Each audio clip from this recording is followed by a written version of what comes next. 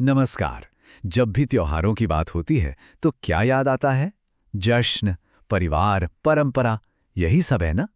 लेकिन क्या ये सिर्फ छुट्टियां हैं? बिल्कुल नहीं। आज हम यही देखने वाले हैं कि कैसे हमारे ये सांस्कृतिक उत्सव असल में देश को चलाने वाले बड़े बड़े आर्थिक इंजन हैं। तो चलिए इसको एक अलग ही चश्मे से देखते हैं। सोचिए, एक इकोनॉमिस्ट मतलब एक अर्थशास्त्री, उसकी नज़र में एक त्योहार कैसा दिखता होगा? क्या उसे सिर्फ पूजा पाठ और छुट्टियां दिखेंगी? नहीं, उसे कुछ और ही नजर आएगा।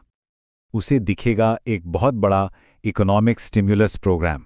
जी हाँ, भारत जैसे देश में त्योहार का मतलब है इकोनॉमी में एक ज़बरदस्त बूस्ट। ये कुछ वैसा ही है जैसे सरकार अर्थव्यवस्था को पटरी पर लाने के लिए कोई बड़ा सा पैकेज अनाउंस कर देती है। तो फिर चलिए इस इकोनॉमिक इंजन के एक एक पुर्जे को खोल कर देखते हैं, समझते हैं कि आखिर ये काम कैसे करता है और इसका हमारी पूरी इकोनॉमी पर इतना गहरा असर पड़ता कैसे है। अच्छा, इसको समझने के लिए एक टर्म है फेस्टिवल इकोनॉमिक्स, या कह लीजिए त्योहारों का अर्थशास्त्र। ये कोई मुश्किल चीज नहीं है। ये बस इस बात की पढ़ाई है कि कैसे हमारे जश्न मनाने से, हमारे त्योहारों से पैसा मार्केट में घूमता है, नई नई नौकरियां बनती हैं और पूरा का पूरा बाजार चल पड़ता है। तो सवाल यह है कि ये जो आर्थिक उछाल है ये असल में होता कैसे है? इसे हम चार बड़े हिस्सों में, या कह सकते हैं कि चार डायमेंशंस में बांटकर समझ सकते हैं। यही चारों मिलकर हमारी इकोनॉमी को रफ्तार देते हैं। और ये चार डायमेंशंस क्या हैं? सबसे पहला, लोगों का खर्च जो एकदम से बढ़ जाता है। दूसरा, नौकरियां, खूब सारी नौकरियां पैदा होती हैं। तीसरा, लगभग हर सेक्टर की ग्रोथ। और चौथा, विदेशों से आने वाला पैसा और एक्सपोर्ट्स।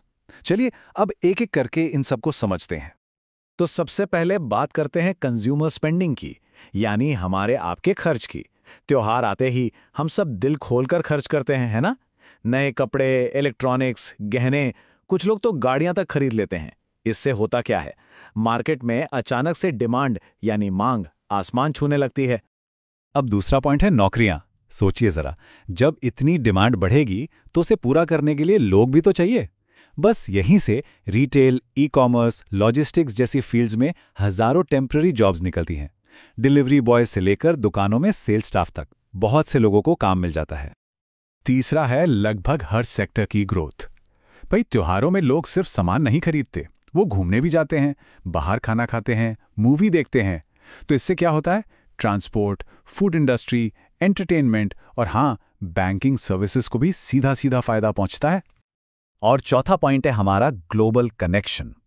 त्योहारों के टाइम पर भारत में बनी चीज़ों जैसे हमारे हैंडीक्राफ्ट्स, मिठाइयाँ, सजावट का सामान, इनकी डिमांड पूरी दुनिया में बढ़ जाती है। इससे देश में फॉरेन करेंसी आती है, मतलब डॉलर्स और यूरो, और हमारा एक्सपोर्ट भी बढ़ता है। तो ये तो हो गई थ्योरी, पर असल में रियल वर्ल्ड में ये सब कैसे काम करता है?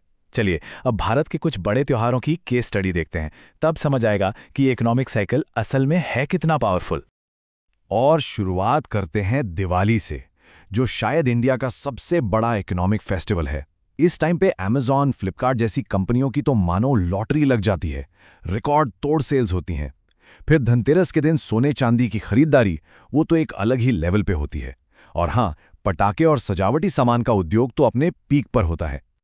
अब जरा पश्चिम बंगाल की तरफ चलते हैं। वहां दुर्गा पूजा सिर्फ एक त्योहार नहीं है, ये तो पूरे स्टेट की इकोनॉमी का एक बहुत बड़ा बूस्टर है। वहां जो थीम पर पंडाल बनते ना, उन्हें देखने के लिए दुनिया भर से टूरिस्ट आते हैं। इससे लोकल कारीगरों, होटलों, ट्रांसपोर्ट, सबको जबरदस्त फायदा होता है। और ये कहानी सिर्फ दिवाली या दुर्गा पूजा की नहीं है।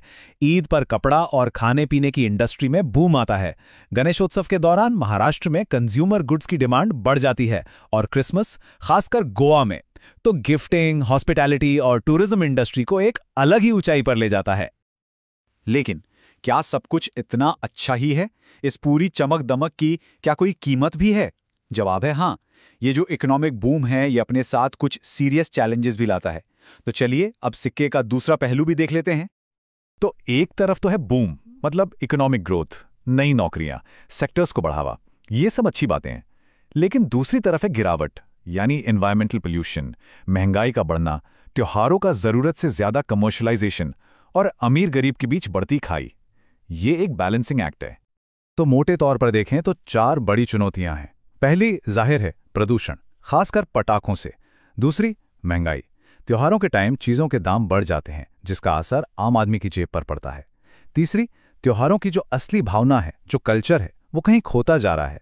परंपरा की जगह बाजार ने ले ली है। और चौथी, छोटे दुकानदार और कारीगर बड़ी बड़ी ई-कॉमर्स कंपनियों के सामने टिक नहीं पा रहे। तो अब सवाल यह है कि क्या कोई बीच का रास्ता है?